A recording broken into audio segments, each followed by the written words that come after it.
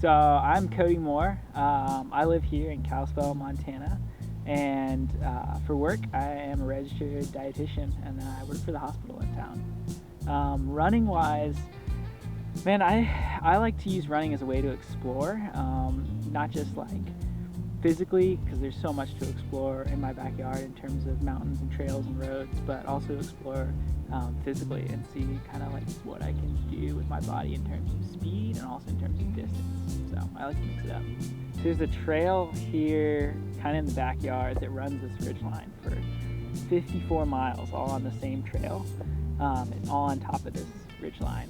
And so we did the back half of it last weekend, the last 24 miles, and it's just like 360 views off both sides.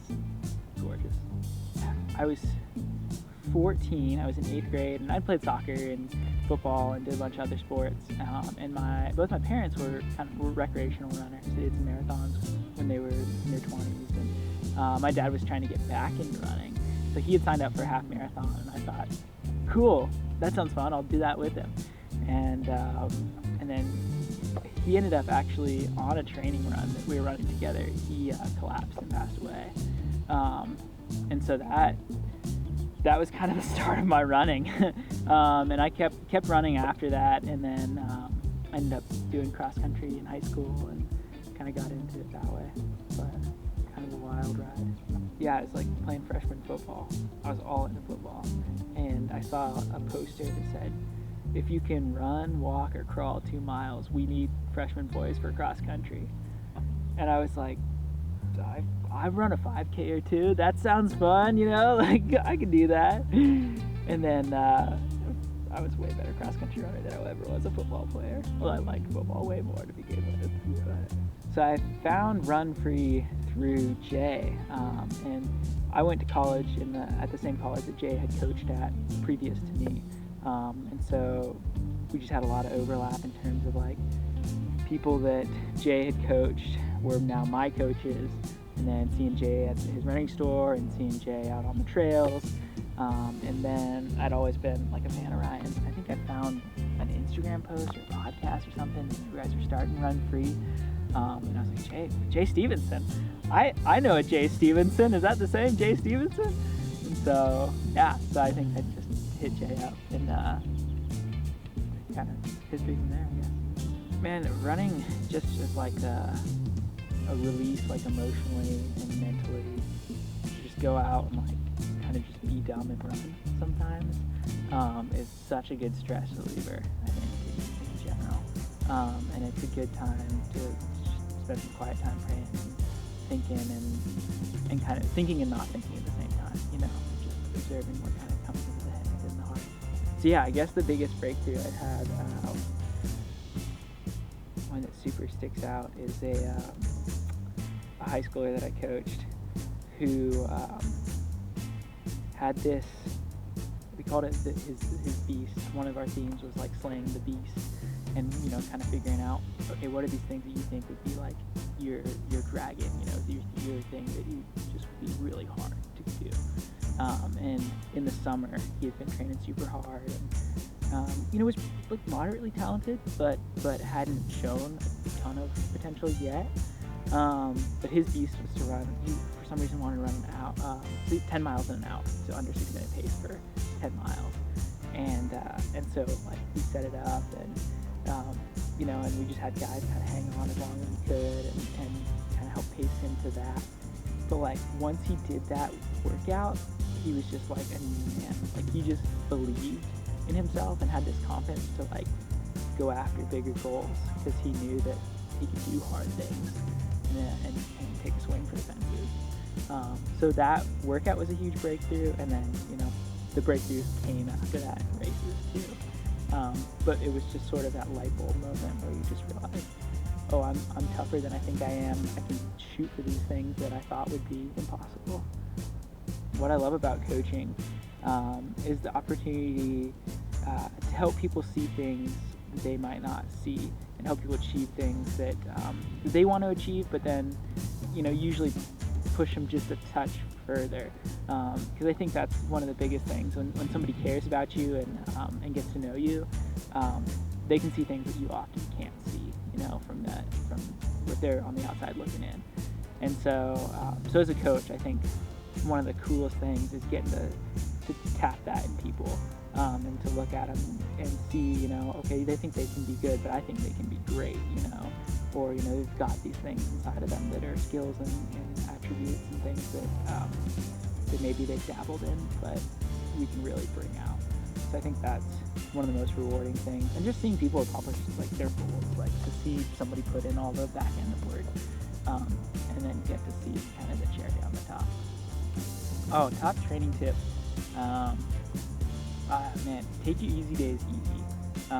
That was something that took myself a long time, and it's something I could see too many people do, is to go kind of moderate on their easy days, and to not really let their easy, restful recovery days be that kind of regenerative process that you need to really get better.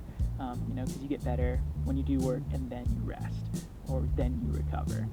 But without that recovery, regenerative part, you end up kind of digging yourself in a hole. So as a dietitian, the biggest thing nutrition-wise is to keep it simple. And I don't mean like eating simple carbs all the time, although that's delicious. But no, keeping it simple in terms of like, don't get on the crazy diet trends or try and, one or two of these superfoods or miracle foods or whatever. Just keep it well balanced. Get a lot of colorful fruits, veggies, that kind of stuff in, and enjoy the heck out of your food. Food should be fun, should be pleasurable, should be, shouldn't be work. So the biggest thing I encourage is foam rolling, self-massage, like the active release kind of stuff. Find, one or maybe two of those, and embrace that and spend a tiny chunk of time every day doing it, 5-10 minutes, but just do it consistently. Pays off. Yeah, I heard somebody say at one time that the best performance-enhancing drug was sleep, and that's so true. Being in a routine is huge, I think, in terms of rest and recovery and sleep especially. And so just setting like a bedtime and like a wake-up time that's consistent, and life happens. Don't freak out about it. But 80% of the time or whatever, try to get a consistent bedtime and a consistent wake-up time. And that's kind of the best way to have like good, solid sleep. In terms of like mental, emotional, spiritual tips, the best tip I think is to have a big toolbox, and fill that toolbox with like different strategies to get through hard workouts, to get through the tough times, and to have different strategies to pull out of that toolbox. Like people use mantras, and people use music, and they use associating, so like really focusing on like their form and their body, or disassociating and thinking about just make it to the next mailbox, make it to the next tree or whatever. But having a couple different tools you can use and trying those in practice, in training, is huge, because sometimes those mantras are awesome, and sometimes like you're saying these two words to yourself and they don't mean anything, so you need to try something else in that toolbox. What kind of hobbies do I not have? Anything and everything outside I like to do. So, in this area, it's skiing in the winter, it's rock climbing in the summer and the fall, the spring, it's a little bit of fly fishing. I love to cook too, so that's a lot of fun. I like to cook for people. And then, other hobbies, that fills it up pretty much. And like in terms of movies, like The Lord of the Rings, maybe, because like the more you watch, and like Harry Potter, and like sort of any, like Star Wars, any of those like archetypal like hero stories, because there's like so many layers within those kind of stories, that I think like on the surface they're just like action, exciting and entertaining, but then like if you want to dive into like some of the themes that run through those, like you can get really deep and you can pull out some really cool nuggets. So those are like those sort of epics and like archetypal stories where you can just like, you can dig into those and you can rewatch them and reread those books and pull out things that you didn't see before. this is one I actually learned at Shorter, doing it on Barry's campus. But one of my favorite ones is finding like a long, fairly gradual hill and doing like a minute hard up the hill and then like a 30-second jog back down the hill, just a shuffle, and then a minute hard up the hill and 30 seconds until you get to the top of the hill. And you can make it a harder or easier workout based on how long that hill is, how far you start up, you know. But I like it because, one, it's effort-based. You can kind of make it as hard or as easy as you want, you know. And then you can adjust the length based on where you are in the season.